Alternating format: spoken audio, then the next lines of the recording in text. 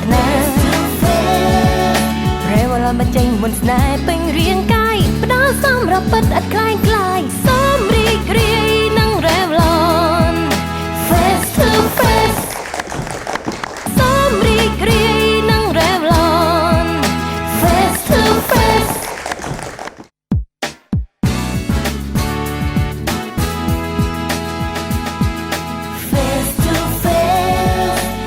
យើងខ្ញុំទៅពីរូបសូមអនុញ្ញាតគ្រប់នឹងជំរាបសួរទស្សនិកជនកំពុងតាមដានទស្សនាកម្មវិធី Revlon Face to Face ចានៅក្នុងសប្តាហ៍នេះលោកអ្នកនឹងបានទទួល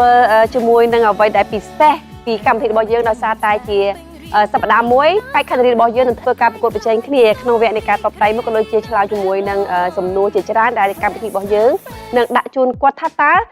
សមត្ថភាពពួកគាត់ទាំង3រូបតើអ្នកណាមានសមត្ថភាពខ្លាំងជាងគេចា៎បេក្ខនារីមួយរូបដែលបានចូលរួមជាមួយនឹងកម្មវិធីរបស់យើងឃើញថាពួកគាត់សិស្សឹងតែមានអតិថិកសលក្នុងការផាត់មុខដែលទទួលបានចំណេះដឹងពីអ្នកឯកទេសរបស់យើងគឺនាងម៉ារ៉ាឌីដឡែកនៅក្នុងសប្តាហ៍នេះមិនដឹងថាបេក្ខនារីរូបណា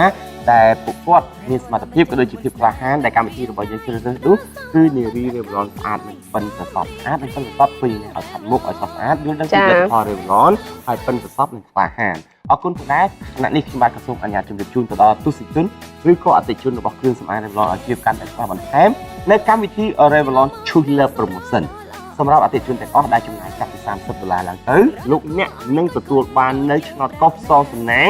ជាមួយនឹងគ្រឿងសម្អាង Revlon ឆ្នោតកោះគឺមានឱកាសឈ្នះទឹកប្រាក់ទាំងអស់គ្រាន់ថាទឹកប្រាក់របស់យើងចាប់ពី500រៀលរហូតដល់2លានរៀល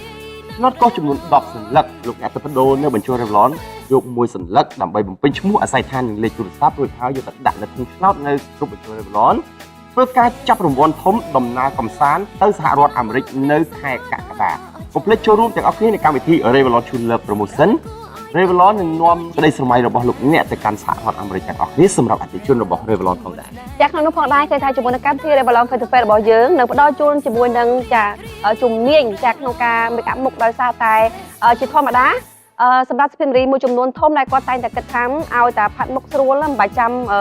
មើលច្រើនដងក៏មិនអីដែរចាផាត់ទៅក៏មិនតែកុំភ្លេចណាសម្រាប់ទម្រង់ភ្នែករបស់យើងដូចជាទម្រង់មុខរបស់យើងហ្នឹងគឺ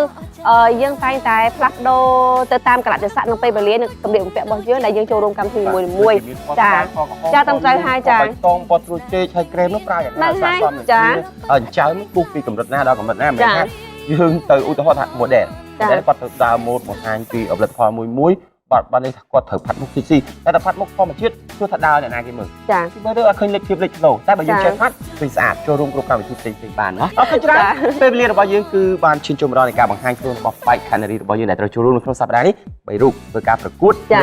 នារី Revlon ស្អាតនិងប៉ិនប្រសប់ប្រចាំខែមិថុនាចង់ដឹងថាបេក្ខនារីទី1ទី2ឬទី3ដែលគាត់មានសមត្ថភាពអាចដណ្ដើមជ័យលាភីនៅក្នុងវគ្គនេះបានសូមស្វាគមន៍ដល់វត្តមានរបស់បេក្ខនារីរបស់យើងទាំង3រូបបាទសូមជម្រាប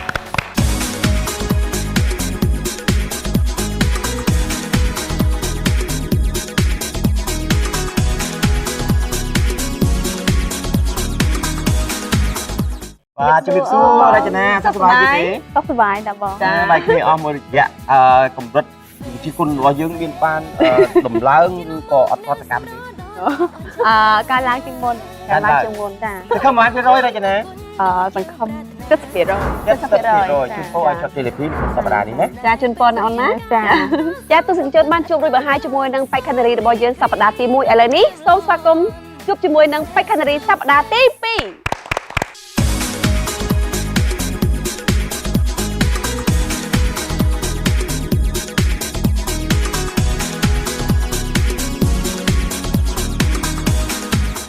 បាទជំរាបសួរលីនតា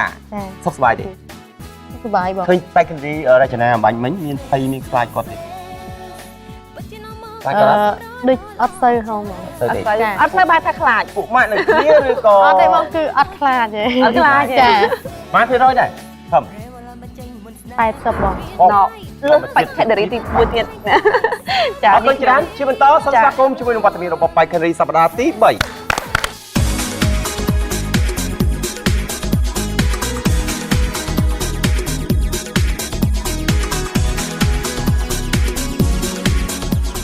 បាទជំរាបសួរស្រីលីណាណាសុខសប្បាយតាបងសង្ឃឹមវិញ សង្ឃឹម80%អូយស្គមតែខ្លួនតែស្គមច្រើនណាអរគុណច្រើនបែកខេនរីទាំង3រូបពួកគាត់ស្ទឹងតែមានក្តីសង្ឃឹមផ្សេងៗគ្នានៅវគ្គក្រោយលោកអ្នកនឹងបានមកជួបជាមួយនឹងការប្រកួតរបស់បែកខេនរីទាំង3រូបរួមជាមួយនឹងវិញ្ញាសាដែលអ្នកឯកទេសដល់ជូនដល់បែកខេនរីទាំង3រូបខណៈនេះកម្មវិធីអនុញ្ញាតសម្រាប់បន្តិចសិនសូមរីករាយនឹង Revlon Face to Face បាទបងជួបគ្នាបន្តទៀតសម្រាប់កម្មវិធី Revlon Face to Face នៅក្នុងវគ្គនេះលោកអ្នកនឹងបានជួបនៅការប្រកួតរវាងបែកខេនរីទាំង3រូបក៏ដូចជាផ្ដល់វិញ្ញាសាពីអ្នកឯកទេសរបស់យើងគឺនាងម៉ារ៉ាទីនេះគេនឹងផ្ដល់វិញ្ញាសាអីដែរតែនៅក្នុងវិញ្ញាសាថ្ងៃនេះគឺតម្រូវជូនពួកគាត់ហ្នឹងគឺថាគាត់ត្រូវតែប្រកួតប្រជែងគ្នាផាត់មុខដោយខ្លួនឯងបែប sexy ពេលវេលាចាវិញ្ញាសាទី1របស់យើងគឺមាន30នាទីចា25នាទីចាផាត់មុខបែប sexy រីឯ5នាទីទៀតគឺយើងលាបថ្នាំបញ្ចុះដោយខ្លួនឯងចាអញ្ចឹងហើយត្រូវឲ្យបែកខេនរីគ្រប់រូបធ្វើបំពេញនៅលក្ខខណ្ឌដែលយើងផ្ដល់ជូនចាមុខ sexy ដឹង sexy ធម្មជាតិដឹងធម្មជាតិមិន sexy បែរជាធម្មជាតិហើយថា sexy ធម្មជាតិទេបែកខេនរីទាំង3រូបស្ដាប់ឮទេចាបងអាចទៅរួចហ៎សង្ឃឹមស៊ូយាសារបងសម្រាប់ការផាត់មុខ25នាទីលាបថ្នាំកញ្ចក់5នាទីចុះនៅថាបែកខេនរីទីប្រមាណធ្វើបានល្អជាងគេទស្សនាទាំងអស់គ្នា1 2 3ចាប់ដើម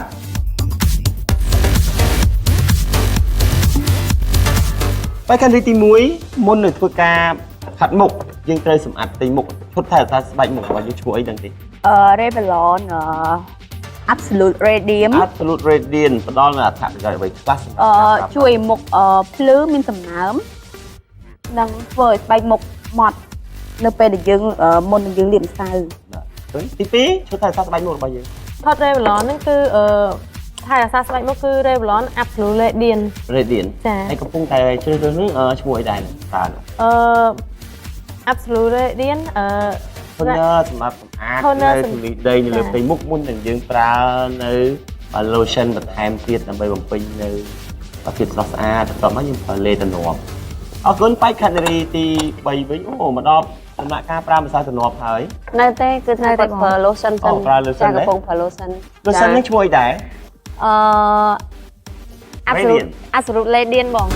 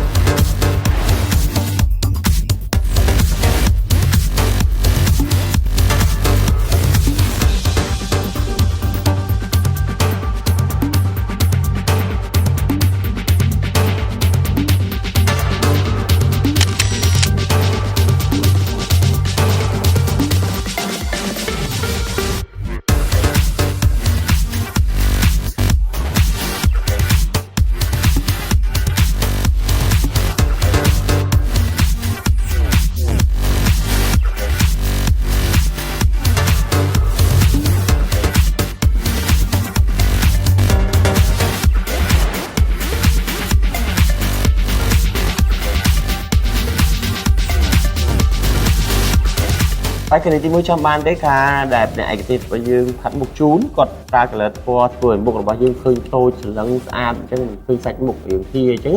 គេប្រើពីណាមកគេប្រើអូសពីត្រចៀកមករៀងចុះមកមាត់តិចដើម្បីឲ្យមើលទៅឃើញស្រួចហើយដល់ពេលយើងថែមម្សៅទៅវាមើលទៅមុខយើងរៀងវីបែកខេនរីទី2អូបើឃើញមានប្រើជក់មានប្រើអីផងណោះយ៉ាងណាទៅការប្រើជក់នេះយើងតើយ៉ាងម៉េចទៅនេះអ្នកឯកទេសរួចបរៀនឬក៏ហាត់ដោយខ្លួនឯងបងគាត់បរៀនខ្លះហើយរៀនហាត់ដោយខ្លួនឯងខ្លះបង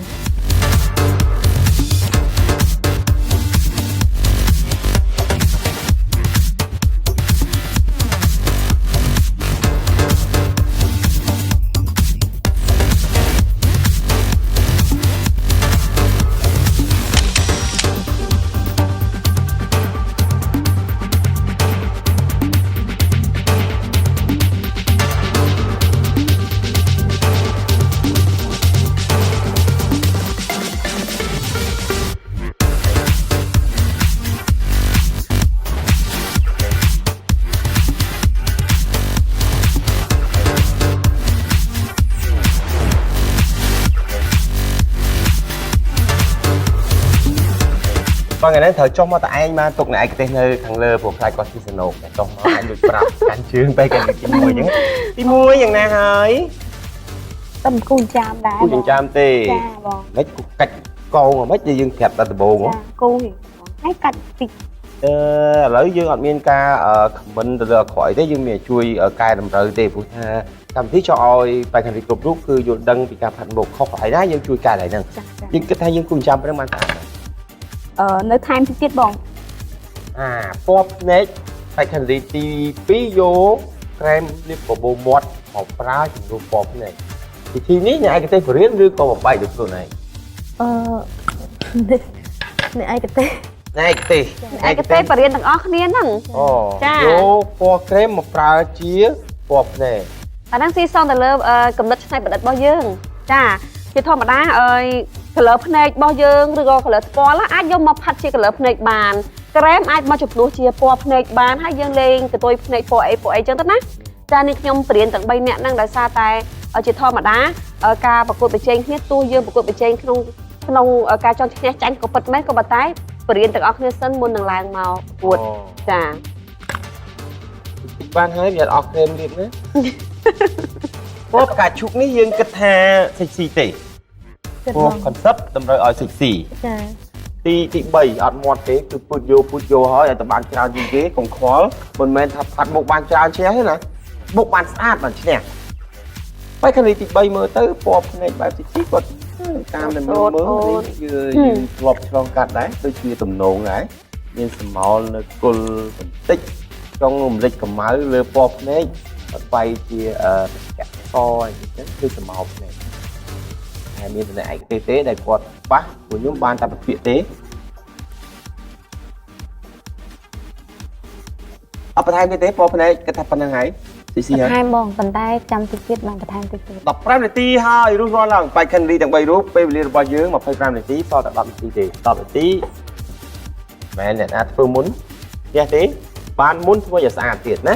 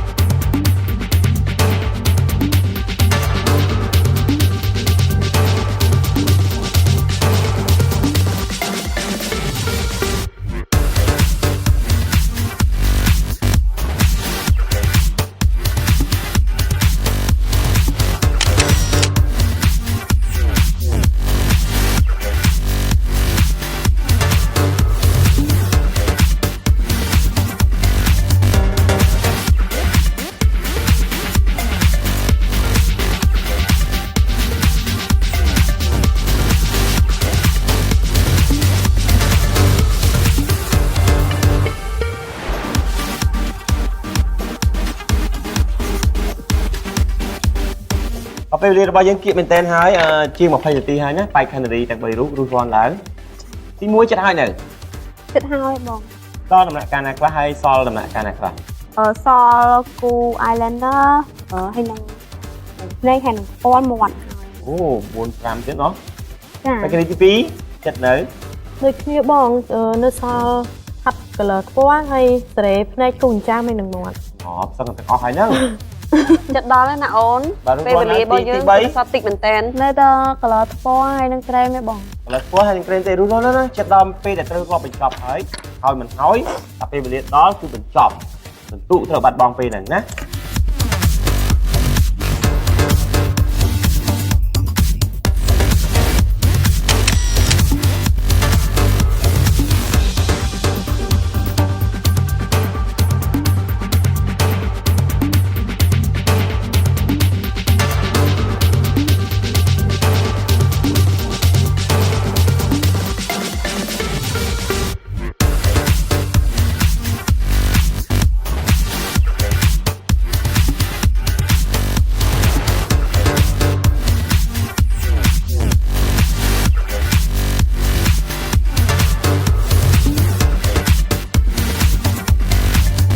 បែកខាងនេះទី1កំពុងតែប្រើក្រែមពណ៌ឈូកខ្ចីណា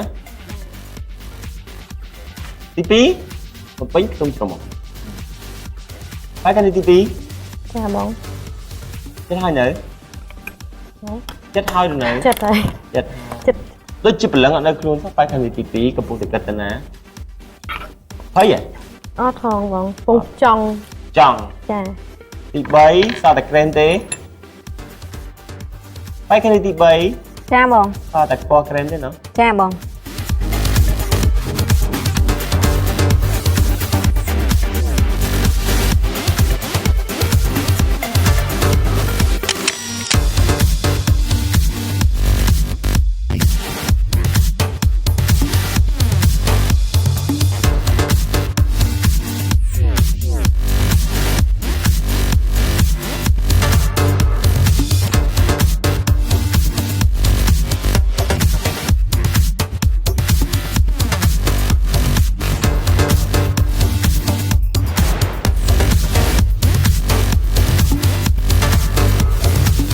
អត់ចិត្តហើយនៅបែកខាងនេះទី1 ហើយបង អាចជប់ចង់មើលបានណាសាច់ទីយ៉ាត់ស្ទើអញ្ចឹងណា ចាចាបង ទី2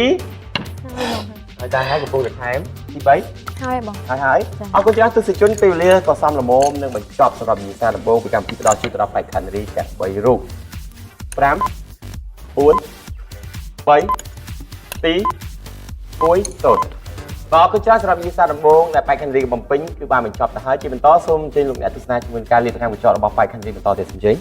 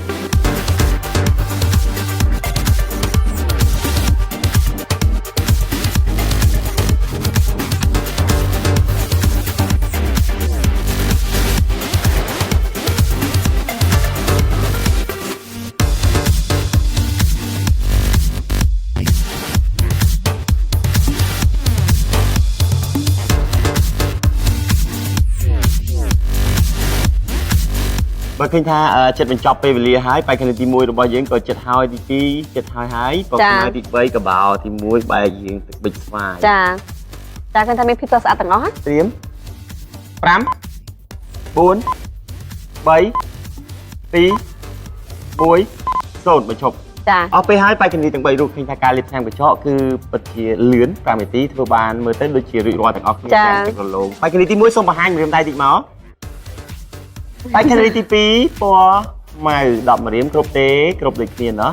ទាំងទឹករលោងទាំងថ្នាំកញ្ចក់ទី3វិញ1 2 3អរគុណទស្សនិកជនឃើញថាបែកខាងទីទាំង3រូបសម្រាប់វិញ្ញាសាផាត់មុខសិចទីលាបថ្នាំកញ្ចក់នេះគឺត្រូវទៅបុកជាមួយនឹងវិញ្ញាសាមួយទៀតដើម្បីស្រុបស្ដីថាបែកខាងទីរូបណាជាប់ជ័យលាភីប្រចាំខែឧសភានេះផងដែរអរគុណច្រើនពេលក្រោយលោកអ្នកនឹងបានជួបជាមួយនឹងវិញ្ញាសាបន្តនៃកម្មវិធីរបស់យើងផ្ដល់ជូនទៅដល់បែកខាងទីទាំង3រូបខណៈនេះកម្មវិធីអនុញ្ញាតសម្រាប់បន្តិចសិន សូមរីករាយនឹង Revlon Face to Face បើបន្តពីបែកខាងទីរបស់យើងធ្វើការផាត់មុខរួចរាល់ឥឡូវនេះគឺឈានចូលមកដល់ការបង្ហាញខ្លួនរបស់បែកខាងទីហើយ ចាឥឡូវនេះយើងសូមស្វាគមន៍បែកខាងទីរបស់យើងទាំងអស់គ្នាចា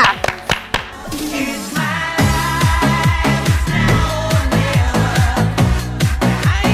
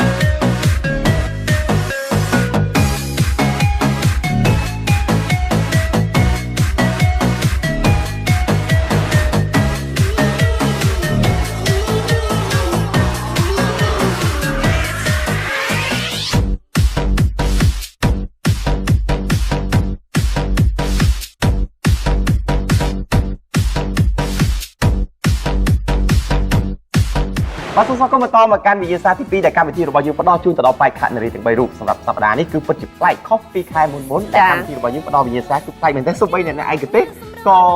ពុំដែលជួបដែរនៅវិទ្យាសាស្ត្រនេះគឺថាត្រឹមតែលើកទី1ទេដែលកម្មវិធីរបស់យើងបានសួរសំណួរនេះទៅដល់ជននារីរបស់យើងទាំង3រូបអរគុណសូមជម្រាបជូនតែម្ដងនៅវិទ្យាសាស្ត្រទី2នេះពីកម្មវិធីរបស់យើងគឺតម្រូវឲ្យបេក្ខនារីទាំង3រូបធ្វើការបំពេញឈ្មោះបញ្ចូល Revlon នៅឯរាជធានីភ្នំពេញថាមាននៅកន្លែងណាខ្លះ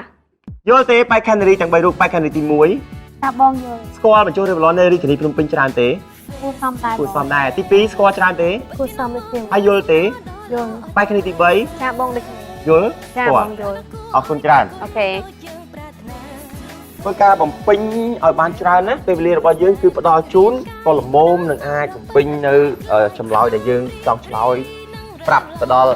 បាទក្រុមការងារព្រោះថាបញ្ចូល Revlon នៅរាជធានីភ្នំពេញគឺច្រើនយើងដឹងហើយថាមានផ្សារទំនើបនៅរាជធានីភ្នំពេញច្រើនក៏ដូចជាផ្សារផ្សេងៗដែលមានទីតាំងនៅបញ្ចូល Revlon របស់យើងចារីឯពេលវេលានៃកម្មវិធីរបស់យើងបានដាក់ឲ្យនោះគឺចំនួន2នាទីក្នុងការរៀបរាប់ឈ្មោះបញ្ចូល Revlon របស់យើងនៅក្នុងរាជធានីភ្នំពេញរបស់យើងផងដែរចាយល់ទេយល់ចាត្រៀមពេលវេលា2នាទីសម្រាប់វិញ្ញាសាទី2 2នាទីធ្វើបានល្អ1 2 3ចាប់ដើម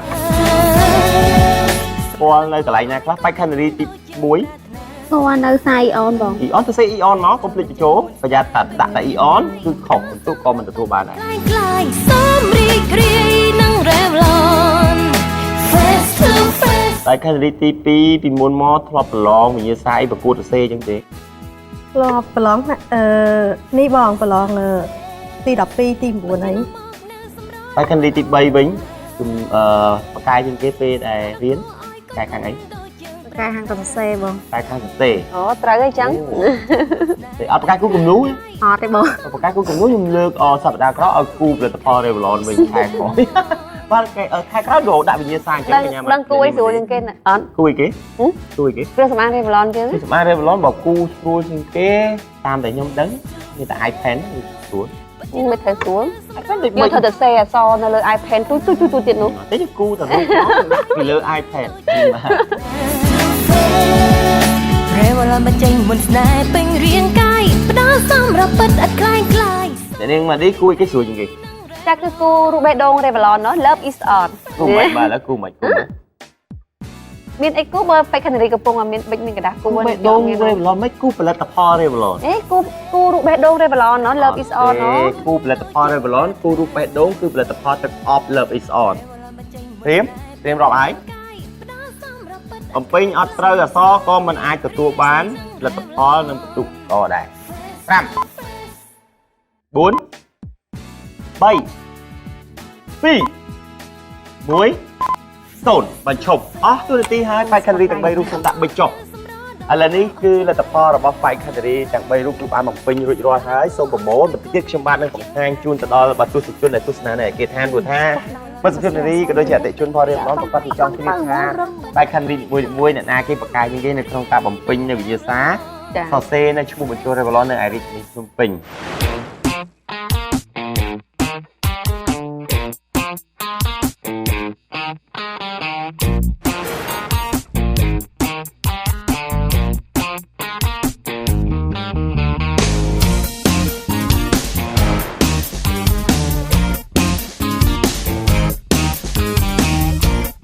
បាទក្នុងវិញ្ញាសាទី2នេះគឺឃើញថាបេក្ខនារីទី2បំពេញបានល្អជាងគេបាទ9បន្ទុកបាទសូមផ្ដល់សម្លេងខ្លាំងមួយមកអរគុណណាស់បាទពិតជាប្លែកមែនទែននៅក្នុងវិញ្ញាសារបស់យើងឯកទេសចាគឺថាជាមួយនឹងវិញ្ញាសារបស់យើងនេះគឺជួយដូចថាបង្ហាញផ្លូវដល់អតិថិជនទាំងអស់គ្នាដែលគាត់មិនទាន់ដឹងច្បាស់ថាបញ្ចូល Revlon របស់យើងគឺនៅកន្លែងណាខ្លាំងចេះពេលគាត់បានទស្សនាមួយកម្មវិធីរបស់យើងគាត់កាន់តែងាយស្រួលជាមួយនឹងការរកទិញចាជាមួយនឹងគ្រឿងសម្អាង Revlon របស់យើងចាគាត់នៅចិត្តខាងផ្សារចាស់ហ្នឹងគាត់អាចទៅទិញផ្សារចាស់មកនៅចិត្ត Eon គាត់ទៅទិញ Eon ងាយស្រួល Revlon គឺបានបង្កើតនៅបញ្ចូលជាច្រើនជាតម្រូវការសម្រាប់អតិថិជនរបស់យើងវិលមកជួបគ្នានៅវគ្គក្រោយសម្រាប់ការវាយតម្លៃនិងប្រកាសលទ្ធផលជូនដល់បេក្ខនារីទាំង3រូបខណៈនេះកម្មវិធីអញ្ញាសម្រាប់បន្តិចសិនសូមរីករាយនឹង Revlon Face to Face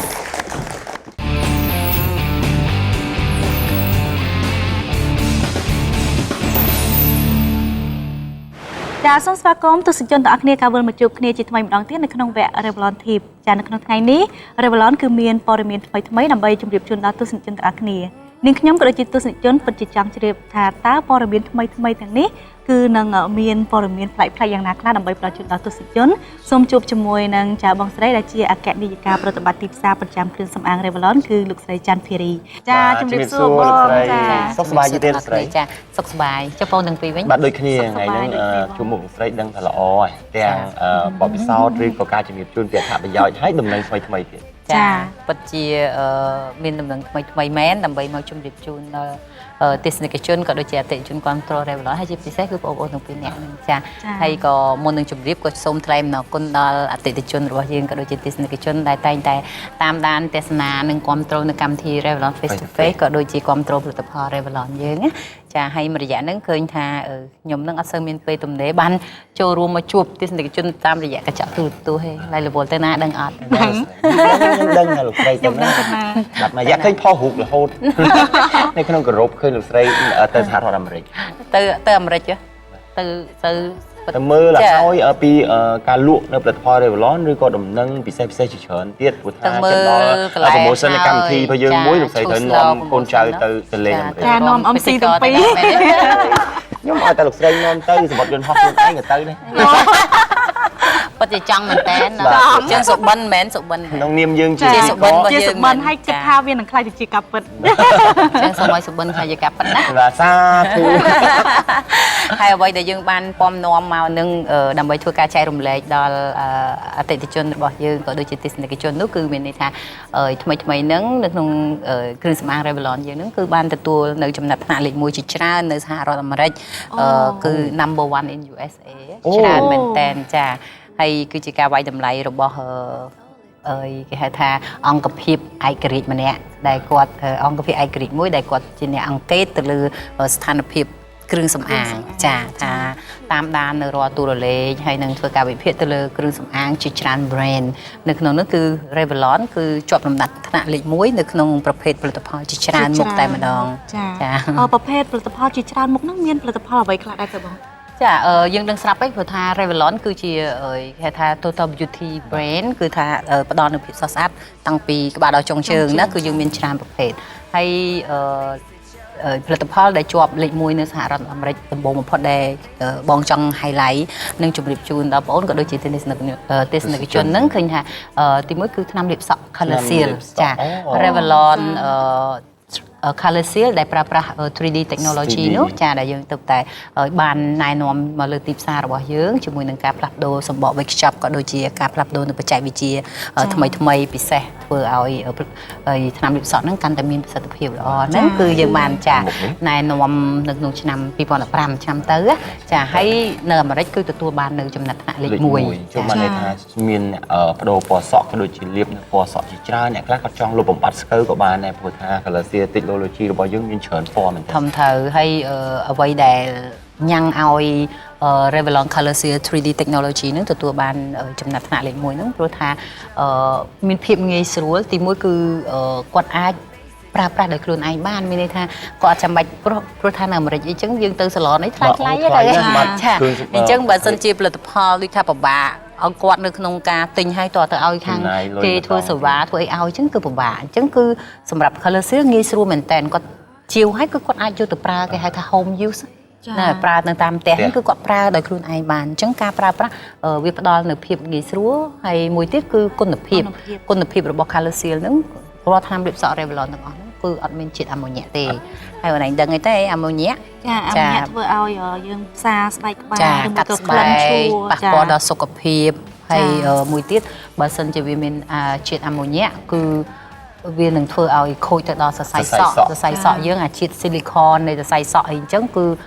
អត់រលោងណាអត់រលោងទេអញ្ចឹងប្រើទៅវាខូចសុខភាពខូចទាំងពីសុខភាពសរសៃសក់និងសុខភាពស្បែកក្បាលដែរបងអញ្ចឹងអានឹងគឺការគ្រប់គ្រងរបស់គាត់គឺគាត់ពេញចិត្តជាមួយនឹងគុណភាពពេញចិត្តជាមួយនឹងភាពងាយស្រួលនៃការប្រើប្រាស់ពេញចិត្តជាមួយនឹងការស្រួលទិញទៀតដូចនៅស្រុកយើងក៏ចឹងដែរ Color Seal មានគ្រប់កន្លែងទាំងអស់អត់មានពិបាកទេចាមិនថាតែបញ្ចូលឃើញកន្លែងខ្លះក៏គាត់មានដាក់គឺមាននៅគ្រប់កន្លែងពីបញ្ចូលយកទៅលក់បន្តទៀតយើងធ្លាប់ធ្វើ promotion ណាចាធ្វើ promotion យើងមានក្រុម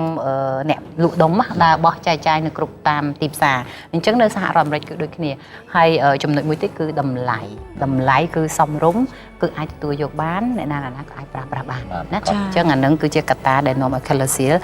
ជាប់លំដាប់លេខ1 លេខ1 ចា ខ្ញុំដំបូងខ្ញុំនឹកស្មានថាប្រភេទដូចជាម្សៅជាអីចឹងធម្មតាសុភាពនារីគឺប្រើច្រើនប្រភេទគ្រឿងសម្អាងតែបានមកលើ Color Seal មានគ្រឿងសម្អាងបន្ថែមអីទៀតទេ នៅ Revlon ក៏ Revlon គឺជំនាញនៅក្នុងការ color cosmetic មានន័យថាគ្រប់ផលិតផលដែលផ្ដល់នៅភាពស្រស់ស្អាតជាលក្ខណៈគ្រឿងសម្អាងផ្ដល់ជាពណ៌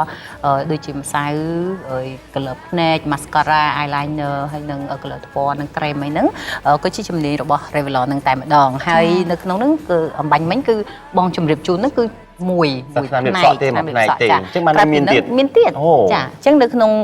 ប្រភេទ cosmetic គឺយើងមានឈុតមួយដែលយើងហៅថា color stay collection ណាអូនឯងសួរចាគឺឈុត color stay collection Revlon ក៏ជាប់ number 1 in US អូជាប់ជាឈុត color stay តែម្ដង ចាជាប់ឈុត color stay តែម្ដងហើយនៅក្នុងឈុត color stay យើងដឹងហើយថាមានតាំងពីម្សៅទំនាស់ម្សៅផាត់ color ភ្នែក eyeliner ណាចាមានច្រើនហើយ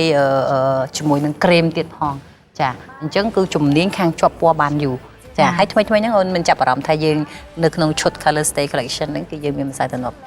ចាគឺប្រភេទម្សៅទំនាស់ចាគឺដដែលទេប៉ុន្តែគាត់ថាផ្លាស់ប្ដូររូបរាងថ្មីកាលពីមុនគឺយើងចាក់នៅលើបាតដៃធ្វើការលាបប៉ុន្តែឥឡូវនេះយើងមានជំពួយចានេះគឺជាលក្ខណៈពិសេសសម្រាប់អតិថិជនចាពីព្រោះថាយើងដឹងពីអ្វីដែលអតិថិជនចង់បានមានន័យថាការលំបាករបស់អតិថិជនគឺជាបេសកកម្មរបស់យើងហ្នឹងហើយអ្វីដែលគាត់ពិបាកមានន័យថាយើងត្រូវដោះស្រាយអាហ្នឹងឲ្យគាត់អញ្ចឹងគាត់ពិបាកគាត់ស្រឡាញ់ប៉ុន្តែគាត់ពិបាករឿងចាក់អីពិបាកអីអញ្ចឹងចាបតិបតាឬមកក៏ជួនកាលចាក់ជ្រុលឆាប់អស់ចាដល់ពេលខាតគាត់ខ្លាចខាតអញ្ចឹងទៅខំលាបលើមុខឲ្យច្រើនដល់ពេលអញ្ចឹងការស្វែងយល់ពីផលលំបាកគឺជាកាតព្វកិច្ចរបស់ Revlon គឺគេបានអភិវឌ្ឍដូរចេញពីចាក់ហ្នឹងទៅជាជំពួយអញ្ចឹងគឺគាត់ control បានគាត់ចង់យកប៉ុណ្ណាបរិមាណប៉ុណ្ណាយកមកប្រើប្រាស់គឺគាត់អាចចាក់បានទៅតាមអ្វីដែលគាត់ចង់បានហើយយើងដឹងថាមូលហេតុអីបានជា Color Stay Collection របស់ Revlon នឹងជាប់ចំណាត់ថ្នាក់លេខ1អត់មើលសាក់ទាយមើលឲ្យដាទាយបន្តិចមើលណាព្រោះអីនៅមួយ Revlon យូរឆ្នាំហីសម្រាប់ខ្ញុំចំពោះប្រភេទជាម្សៅទំនាស់ធម្មតាទៅចង់ទទួលបានលេខ1ឬក៏ទទួលបានអ្វីដែលកោតឧស្សាហ៍ប្រព័ន្ធមានចំណុចពិសេសមួយចំណុចពិសេសម្សៅទំនាស់នេះខ្ញុំនិយាយថាជាទី1ការប្រើប្រាស់គឺមិនស្ទះរញើសហើយមិនពេលដែលប្រើហើយអត់មើលទៅណាអត់កកបានន័យថាបើក្តៅទៅអត់ប្រតិបតាអីចាបើតាមការគិតរបស់នាងខ្ញុំអ្វីដែលនាងខ្ញុំដឹងពី Color Stay ដែលនាងខ្ញុំបានប្រើដោយខ្លួនឯងផ្ទាល់គឺ Color Stay ជាប់ពណ៌បានយូរចារយៈពេលពេញមួយថ្ងៃដូចនាងខ្ញុំអញ្ចឹងជាអ្នកថតតាមចាក់ទូឲ្យមានកម្មវិធីច្រើនអញ្ចឹងពេលខ្លះផាត់តាំងពីព្រឹករហូតដល់យប់ម៉ោង1ម៉ោង2ក៏មានដែរប៉ុន្តែ Color Stay នៅតែរក្សាពណ៌ជាប់នៅលើផ្ទៃមុខទៀតហើយម្យ៉ាងវិញទៀតលក្ខណៈពិសេសមួយទៀតដែលនាងខ្ញុំបានដឹងពីគុណភាពនៃម្សៅហ្នឹងគឺប្រើកាន់តែយូរម៉ោងពណ៌ម្សៅកាន់តែផូរស្អាតសាច់មុខកាន់តែម៉ត់ចាកាន់តែម៉ត់កាន់តែផូរស្អាតត្រូវណាកាន់តែតប់កាន់តែស្អាតចាកាន់តែដូចថាអ្នកខ្លះគាត់មានការបារម្ភហើយការបារម្ភមកគាត់ហ្នឹងគឺមិនខុសទេបើមិនជាគាត់ប្រើផលិតផលណាដែលជាប់បានយូរអីចឹងគឺគាត់ភ័យមើលអូយយូរជាប់យូរពេកតិចទៅក្រាំងជាប់នៅស្បែកមុខមែនអត់ចាតិចក្រាំងកកជាប់នៅលើមុខហើយយូរតិចមុខទៅជាជាំតិចមុខទៅជាជ្រិញជ្រួញអីអញ្ចឹងអានឹងគឺជាការបារម្ភហើយអញ្ចឹងបានគេធ្វើការប្រកួតប្រជែងទៅលើឈុត Color Stay តើប្រភេទ Color Stay មិនមែនមានតែ Revlon ទេនៅ brand ផ្សេងទៀតក៏មានដែរម៉ាកផ្សេងទៀតក៏មានដែរក៏ប៉ុន្តែអ្វីដែល Revlon ទទួលបានលេខ1ហ្នឹងគឺព្រោះថានៅក្នុងឈុតផលិតផល Color Stay ហ្នឹងគឺពេលដែលយើងប្រើទៅគឺដូចដាគាត់និយាយអញ្ចឹងហើយដូចដាស្រីលើកមកនិយាយអញ្ចឹងដែរដាស្រីដាប្រុសហ្នឹងណាគឺមានន័យថាប្រើទៅគឺជាប់ពណ៌បានយូរហើយអាភាពជាប់បានយូរហ្នឹងគឺមានមិនបណ្ដាលឲ្យខូចស្បែកមុខមានន័យថានៅក្នុងនោះវាមានសារធាតុ soft flake សារធាតុម្យ៉ាងដែលមានតែ Revlon ទេដែលមាន license ណាមានអាជ្ញាប័ណ្ណប្រើចាធាតុហ្នឹងគឺសារធាតុហ្នឹងគឺមានតែ Revlon ទេដែលទិញយកមកផលិតនៅក្នុងឈុត Color Stay ដើម្បីពេលដែលយើងប្រើទៅវាជាប់យូរតែនៅតែស្បែកយើងមានភាពទន់ល្មើយមិនកកមិនស្ទះរញើសអានឹងហើយដែលជាកត្តានាំឲ្យឈុត Color Stay យើងជាប់ចំណាត់ថ្នាក់លេខ1អូខេបានពីរង្វាន់ច្រើនមែនទេបានពីរង្វាន់ហើយដូចជាតួយ៉ាងក្រែម Color Stay Ultimate Lip Color នៅស្រុកខ្មែរយើងក៏ជាប់លេខ1ដែរចាគឺគាត់ពេញនិយមប្រើខ្ញុំទទួលស្គាល់ព្រោះខ្ញុំសូម្បីខ្ញុំពេលខ្លះក៏ខ្ញុំត្រូវប្រើដែរយើងថតត្រូវការឲ្យបូមមាត់អូលោកណាsợជ្រើសរើសពណ៌អីណាអីស៊ីចម្ពូមែនក្រត់ខ្ចីធ្លាប់ប្រើហ្នឹងលេខ97ហ្មងមែនអត់ហ្នឹងហើយ097ពេលដែលប្រើហើយគាត់គិតថាក្រែមឃើញនារីមួយចំនួនគាត់ប្រើក្រែមអាឡូងក្រែមញ៉ាំអីអស់ប្រើហើយតង់ដឹងញ៉ាំអីហើយ cứ chút chứ cho đừng muốn lên khơi cả hòm ដែរ តែក្រហមស្អាត ចាខេអញ្ចឹងអាហ្នឹងគឺជាចំណុចដែលពិសេសពេលថាពេលដែលគាត់ប្រើហើយជាប់ពណ៌បានយូរហើយអ្វីដែលសំខាន់គឺមិនធ្វើឲ្យខ្មៅបបូរមាត់ចាពីព្រោះថាមានគ្រីមដែលជាប់ពណ៌បានយូរជាប់ពណ៌បានយូរអញ្ចឹងប្រើយូរទៅវាធ្វើឲ្យប៉ះពាល់ទៅដល់សុខភាពស្បែកបបូរមាត់យើង ជាប់ដែរជាប់ទៅជាខ្មៅ ជាប់ទៅជាគេហៅថាស្នឹមណាចាដល់ពេលស្នឹមទៅជាខ្មៅបបូរមាត់ ហើយប្រភេទខ្លះឲ្យតែស្ងួតក្រែមច្រើនតែធ្វើឲ្យស្ងួតបបូរមាត់ តែម្ដង ហើយប្រេះបបូរមាត់តែម្ដង អញ្ចឹងនៅក្នុង color stay ហ្នឹងក៏វាមានសារធាតុ soft flake ដែរអញ្ចឹងមានន័យថាពេលដែលយើងលាបឃើញបបូរមាត់ឃើញសាច់ក្រែមស្ងួតមែនប៉ុន្តែសាច់បបូរមាត់ខាងក្នុងគឺអត់ស្ងួតទេចាហើយក្រៅពីក្រែមហ្នឹងគឺក៏យើងមានប្រភេទ color stay eyeliner ដែលមានលក្ខណៈជា eye pen ហើយនិង eyeliner ជាលក្ខណៈខ្មៅដៃដើម្បីគូសចាគូសត្រេភ្នែកទៅតាមជំរឿទៅតាមចំណូលចិត្តដែលគាត់ចង់បានហ្នឹងក៏ជាប់លំដាប់ថ្នាក់លេខ1ដែរ មកច្រើនមែនតើ ច្រើនមែនតើខ្ញុំគិតថានេះនឹងធ្វើជាព័ត៌មាននឹងធ្វើឲ្យបងប្អូនសុភិមនារីដែលគាត់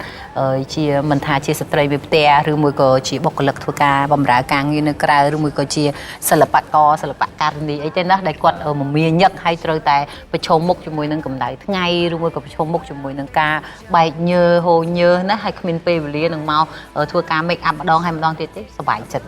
ព្រោះថាព្រោះថាគាត់ជ្រើសរើសយក color stay ហើយគាត់ជ្រើសរើសប៉ះចំ number 1 ទៀតណែ number 1 in USA គឺលេខ1ទៀតចាជ្រើសរើសយកអ្វីដែលល្អជ្រើសរើសយកអ្វីដែលពិសេសគឺគាត់រើសត្រូវដូចដែរក៏រើសត្រូវដែរថាចានាងខ្ញុំជ្រើសរើសតាំងពីអត់តន់បានដឹងថាទទួលបានចំណាត់ថ្នាក់ដល់ពេលឥឡូវទទួលបានចំណាត់ថ្នាក់អញ្ចឹងទៀតថាខ្លួនឯងមានមោទនភាពចាមោទនភាពនៅអ្វីដែលយើងទទួលបានជាមួយនឹង ចា Revlon ហើយនេះក៏ជាមោទនភាពមួយសម្រាប់អតិថិជនរបស់ Revlon ដែលគាត់គិតថាគាត់ខំគាំទ្រនៅផលិតផលទាំងអស់នេះគាត់ទទួលបាននូវភាពស្រស់ស្អាតហើយផលិតផលទាំងអស់នេះដែលគាត់ប្រើគឺជាផលិតផលដែលលេខ1ទទួលបាននៅចំណាត់ថ្នាក់ហើយបងចង់គាត់ថាចេះនៅក្នុងពេលឆាប់នេះណាយើងនឹងធ្វើពិធីអបអរសាទរជាមួយនឹងផលិតផលទាំងឡាយដែលរបស់ Revlon ដែលជាប់ចំណាត់ថ្នាក់លេខ1អញ្ចឹងចាអញ្ចឹងទេសនិកជនក៏ដូចជាអតិថិជន Revlon គាត់នឹងចាំតាមដានហើយគាត់នឹងរីករាយជាមួយនឹងការដល់ជូនដើម្បីអបអរសាទរនៅពិធីហ្នឹងនៅណាដែរបងនៅរាជធានីភ្នំពេញគឺគ្រប់បញ្ចូលទាំងអស់តែអូអញ្ចឹងប៉ុន្តែមានវត្តមានប្រាប់ទេអត់ប្រាប់ឥឡូវទេគឺលាក់សិនហើយចាំឲ្យចាំឲ្យទេសនិកជនតាមដានជាមួយនឹងកម្មវិធី Facebook របស់ Revlon Cambodia page របស់យើងគឺគាត់តាមដានមើលថាតើយើងនឹងធ្វើការប្រារព្ធនៅពិធីអបអរសាទរនៅផលិតផល Revlon ទាំងឡាយដែលជាប់ជ័យលាភីលំដាប់លេខ1នៅអាមេរិកហ្នឹងតើ Revlon នឹងធ្វើពិធីយ៉ាងណាព្រោះថានេះមិនមែនជារឿងងាយដែលគ្រប់ផលិតផលផ្សេងទៀតអាចទទួលយកបានទេចាព្រោះថាមានបណ្ដាផលិតផលផ្សេងទៀតជាច្រើនដែលបានចូលរួមប្រកួតប៉ុន្តែ Revlon ក៏ទទួលបាននៅចំណាត់ថ្នាក់លេខ1នៅគ្រប់ផលិតផលជាច្រើនដូចជាដែលយើងបានធ្វើការណែនាំនៅ color stay ដែលមានម្សៅទំនាប់ម្សៅផាត់ក្រែមលាបបបូរមាត់ហើយនឹង eyeliner ហើយយើងមានថ្នាំលាបសក់ចាហើយនឹងមានផលិតផលផ្សេងទៀតដែលបងស្រីនឹងធ្វើការជម្រាបជូននាពេលបន្តិចទៀតចា Might as well face it you're addicted to love សូមរីករាយនឹង Revlon Face to Face បាទសូមស្វាគមន៍បន្តមកកាន់ការវិតម្លៃនិងប្រកាសលទ្ធផលជូនដល់បេក្ខនារីទាំង3រូបពីអ្នកនាងម៉ារ៉ាឌីបាទសូមជើញនៅក្នុងសប្តាហ៍នេះក៏ដូចជាវគ្គនេះខ្ញុំនឹងធ្វើការវិតម្លៃជូនដល់ជំនាញរបស់យើងទាំង3រូបដែលគាត់ប្រកួតប្រជែងគ្នាក្នុងវគ្គនៃការតបតែងមុខបែប sexy ហើយក៏ដូចជាគាត់ធ្វើការលាបថ្នាំកញ្ចក់ឲ្យខ្លួនឯងដោយបានសម្រេចចាហើយនៅវគ្គទី2ដែលគាត់ឆ្លើយជាមួយនឹងចាឈ្មោះបញ្ចូល Revlon របស់យើងនៅក្នុងរាជធានីភ្នំពេញនោះគឺគាត់ស្ថិតតែមានកង្វះខាតចារៀងខ្លួនចាអញ្ចឹងឥឡូវនេះខ្ញុំធ្វើការវិតម្លៃជូនបេក្ខនារីទី1ជាមួយនឹងការផាត់មុខពីមុនសិនចាក្នុងការផាត់មុខរបស់គាត់គឺគាត់ជ្រើសរើសយក color ភ្នែកដែលគាត់យកមកផាត់នេះគឺត្រឹមត្រូវហើយគឺបែប sexy ក៏ប៉ុន្តែសម្រាប់ color ភ្នែករបស់គាត់គឺបតាពេញភ្នែកទាំងអស់អញ្ចឹងអត់ទាន់ស្អាតនោះទេហើយចាំមកគាត់វិញដោយទស្សនៈរឿងមកឲ្យគឺថាវែងចាវែងពេកហើយវែងឲ្យកាច់មើលទៅពោះនឹងភ្នែករបស់គាត់តែម្ដងអញ្ចឹងអត់ទាន់ស្អាតទេណាចាហើយរីឯសម្រាប់ការគាត់វាយជាមួយនឹងអក្សរ V គឺក៏មិនទាន់បានស្អាត 100% ដែរចាពណ៌ក្រែមទោះយើងជ្រើសរើសយកពណ៌នេះក៏ប៉ុន្តែយើងធ្វើយ៉ាងម៉េចឲ្យត្រេបបូរមាត់របស់យើងមានសភាពមួយប្លែកជាងនឹងតិចមកដោយសារតែយើងឃើញនៅត្រេខ្មៅនៅជុំវិញគេបបូរមាត់ឡើយទេចារីឯការច្នៃមុខកញ្ចក់របស់គាត់គឺគាត់ច្នៃបានល្អហើយស្អាតមែនតើមើលទៅអត់មានប្រឡាក់អត់មានខូចត្រង់កញ្ចក់មួយណាទេចាហើយក្នុងការឆ្លើយសំណួររបស់គាត់វិញ ចាសំណួររបស់គាត់គឺគាត់ឆ្លើយបាន6ពិន្ទុចាអញ្ចឹងសម្រាប់ពិន្ទុដែលគាត់បូកគ្នាជាមួយនឹងពិន្ទុផាត់មុខគឺសរុបទៅគឺថាល្អគួរសមចាហើយរីឯសុភាពនារីទី2វិញក្នុងការពេករបស់គាត់នេះខ្ញុំនៅស្ទើរត្រង់មិនត្រង់ថាគាត់រៀងយឺតបន្តិចចាបើមិនតន់ពេលវេលាទេបាច់មានបញ្ហាចាបញ្ហាគាត់ត្រង់យឺតហើយក្នុងការផាត់ពណ៌ភ្នែករបស់គាត់គឺគាត់ជ្រើសរើសពណ៌ហ្នឹងគឺបានត្រឹមត្រូវចាហើយសម្រាប់ការគូចិញ្ចើមវិញយើងនៅចលាគ្នាបន្តិចណាវាអត់ទាន់ស្អាតដូចគ្នានោះទេតែអ្វីដែលគាត់ធ្វើបានល្អជាងគេគឺគាត់បាយវិសេសបានល្អចាសម្រាប់មុខរបស់គាត់គឺបញ្ហាជាងគេត្រង់ចំណុចឆ្អឹងខ្ពស់សងខាងនេះក៏ប៉ុន្តែគាត់បានវាយជាមួយនឹងពិសេសរបស់យើងគឺគាត់ទទួលបានជាមួយនឹងដែលថាមើលទៅប្លែកជាមួយនឹងផ្ទៃមុខរបស់គាត់គឺអត់ឃើញធំពេកទេអញ្ចឹងឃើញទៅស្អាតចាហើយពណ៌ក្រែមនៅស្ទើរហើយការគូអៃផេនរបស់គាត់ក៏មិនមានបញ្ហាដែរហើយរីឯការឆ្នៃមុខកញ្ចក់របស់គាត់គឺគាត់មិនខ្វះខាតទេគឺដូចជានាទីទី1អញ្ចឹងគឺគាត់បានគុំរៀមល្អណាស់ចាហើយសម្រាប់ការឆ្លើយសំណួររបស់គាត់វិញគឺគាត់ទទួលបានជាមួយនឹងការ9ពិន្ទុចាសុភាពនារីទី3វិញការផាត់មុខរបស់គាត់នេះខ្ញុំសរសើរត្រង់ថាមិនសរសើរត្រង់ថាលឿនចាគាត់ផាត់មុខបានលឿនហើយក្នុងការវាយពណ៌ភ្នែករបស់គាត់គឺនេះខ្ញុំចូលចិត្តទោះមិនបានស្អាត 100% ក៏ប៉ុន្តែមើលទៅគឺទទួលយកបានតែម្ដងចាគឺស្អាតហើយរីឯការគូចិញ្ចើមក៏មិនទាន់បានដូចគ្នាដែរវានៅចន្លេះគ្នាចាហើយក្នុងការវាយម្សៅគឺយើងវាយបានស្អាតចាមើលទៅលើកមុខយើងស្អាតចាជ្រើសពណ៌ក្រែមក៏ស្អាតដែរចានិយាយរួមទោះវាមិនបាន 100% នៅស្ទើរផ្ទៃមុខរបស់យើងក៏ទទួលយកបានថាយើងផាត់មុខអូខេចាហើយឆ្នៃមុខកញ្ចក់យើងគឺបានស្អាតចារីឯឆ្លើយសំណួរវិញគឺសំណួររបស់គាត់គឺបានតែចា7ពិន្ទុតែប៉ុណ្ណោះចាសរុបសេចក្តីទៅសម្រាប់សុភាពនារីរបស់យើងទាំង3រូបគឺពិន្ទុរបស់គាត់គឺបដិញគ្នាលើសខ្វះគ្នាតែបន្តិចទេហើយក្នុងការ make up មុខរបស់គាត់គឺបដិញគ្នាតែម្ដងអញ្ចឹងមិនមានអ្នកណាលើសខ្វះគ្នាច្រើននោះទេអរគុណច្រើនមុននឹងប្រកាសលទ្ធផលជូនដល់បែកខណ្ឌនារីទាំង3រូបបាទសូមជម្រាបជូនទៅដល់បែកខណ្ឌនារីទី1ទី2ទី3បើសិនជាយើងជាប់ជាលេខ2បែកខណ្ឌនារីទី1តែមានការជំរាបជូនឬក៏ណែនាំយ៉ាងណាទៅដល់មិត្តភក្តិរបស់យើងក្រុមការងារជាមួយគ្នាហើយបើមិនជាប់យ៉ាងណាសម្រាប់ខ្ញុំបើសិនជាខ្ញុំជាប់ខ្ញុំនឹងណែនាំដល់មិត្តរួមថ្នាក់ខ្ញុំហើយនឹងមិត្តរួមការងារឲ្យជ្រើសរើសនៅផលិតផល Revlon ដែលខ្ញុំបានសាកប្រើហើយនឹងប្រើជាប្រចាំផងដែរថាគុណភាពវាបែបណាហើយការប្រើរបស់វាមិនបាន24ម៉ោងឬក៏មិនធ្វើស្បែកមុខយើងមិនគឺខ្ញុំនឹងប្រាប់ទៅតាមហ្នឹងហើយផលិតផល Revlon ខ្ញុំនឹងប្រាប់ឲ្យច្បាស់ថានៅពេលដែលយើងប្រើប្រាស់ស្បែកមុខយើងទន់រលោងភ្លឺតាក់ទាញខណៈមានមួយស្នេហ៍បែបណានៅពេលដែលយើងជាប់ទី2សម្រាប់ខ្ញុំនៅពេលដែលខ្ញុំជាប់គឺខ្ញុំនឹងណែនាំមិត្តរួមការងាររបស់ខ្ញុំឲ្យគាត់ជ្រើសរើសផលិតផល Revlon ដូចជាសក់បងចាពណ៌សក់ហើយនឹងប៊ូកសក់សាប៊ូកសក់ចាហើយនឹងគេហៅចាបន្ទន់សក់ចាគឺទន់ល្អមែនបងទី3វិញចាបងខ្ញុំដូចគ្នាបើសិនជាខ្ញុំជាប់កដោធ្លាក់កដោការណែនាំរបស់ខ្ញុំគឺនៅតែដូចពួកគាត់អញ្ចឹងព្រោះផលិតផលទាំងអស់នេះសិតតែខ្ញុំបានសាកហើយនិងបានប្រើហើយឯងធ្វើឃើញវាថាមានគុណភាពល្អមែនសូមអរគុណដល់បែកខណ្ឌនារីទាំង3រូបបានជម្រាបជូនទាំងខ្វាយពេលវេលានៃការប្រកាសលទ្ធផលសម្រាប់បែកខណ្ឌនារីទាំង3ក៏ដូចជាការទូទាយរបស់មិត្តភក្តិនារីនៅកណ្ដាលខាងបានជួបជុំដល់ហើយជាបន្តសូមអញ្ជើញអ្នកឯកទេសរបស់យើងធ្វើការប្រកាសលទ្ធផលអ្នកជាប់ជាលេខ2សូមមកចំកណ្ដាលអ្នកដែលមិនជាប់អាចញ៉ាំសម្រាប់បានណាត្រៀមចានេះខ្ញុំនឹងប្រកាសជូនលទ្ធផលជូនដល់ស្ទីវីរបស់យើងដែលជាប់ចំណាត់ថ្នាក់ក៏ដូចជាទទួលបានជាមួយនឹងជីលភីនារី Revlon ស្អាត7ប្រសពចាំខែឧសភានេះគឺបានទៅលើសុភាពនារីទី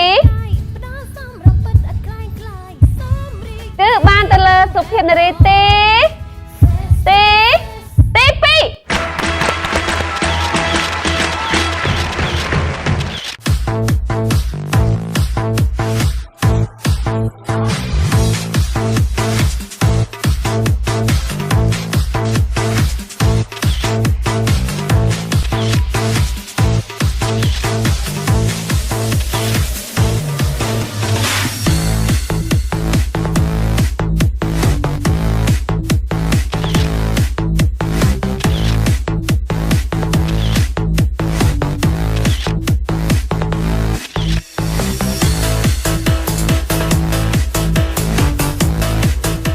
អរគុណសូមជើញអ្នកឯកទេសបំពាក់ឈៀងនារីរេវឡនស្អាតនឹងប៉ិនប្រសពប្រចាំខែ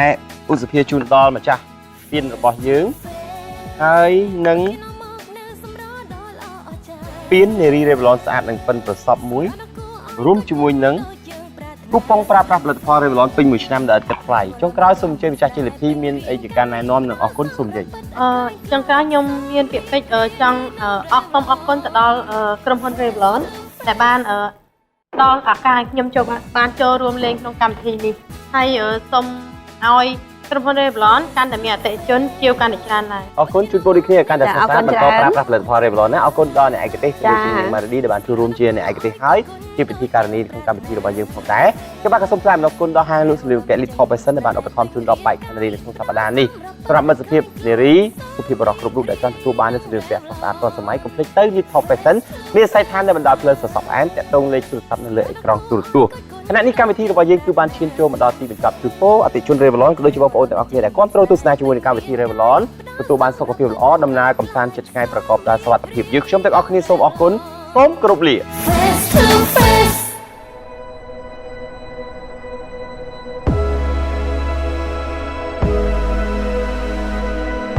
Don't look. Don't look. Okay, look.